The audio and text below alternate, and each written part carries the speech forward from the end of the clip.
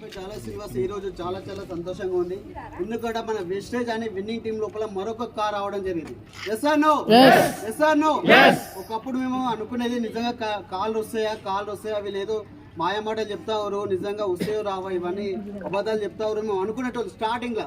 కానీ ఈరోజు చూడండి అదే గజ్వే లోపల దాదాపు ఇది ఒక 50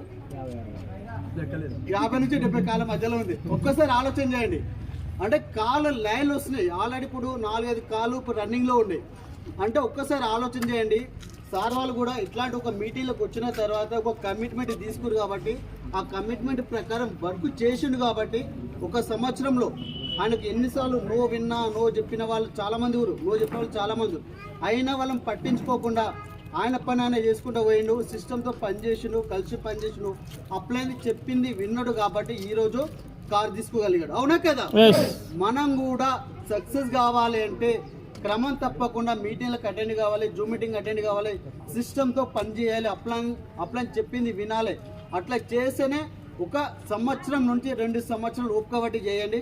ఖచ్చితంగా మీరు అనుకున్నటువంటి కారు తీసుకోవచ్చు, కారుతో పాటు లక్షల ఇన్కమ్ తీసుకోవచ్చు.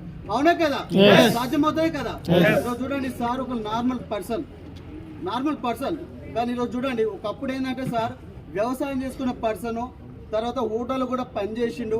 వాళ్ళిద్దరు సిస్టర్ను చదివించి ఆల్రెడీ వాళ్ళకు మంచి పొజిషన్ అంటే గవర్నమెంట్ జాబ్స్ కూడా వాళ్ళు తీసుకోవడం జరిగింది.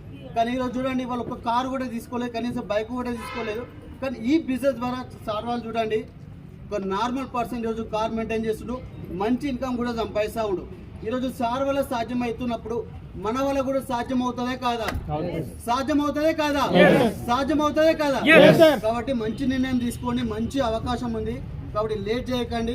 ఇక్కడికి వచ్చిన ప్రతి ఒక్కరు కూడా మీరు కూడా కార్ కోసం ప్లాన్ చేసుకోండి, మీ అప్లైన్తో మాట్లాడండి. Thank you so much and wish you well.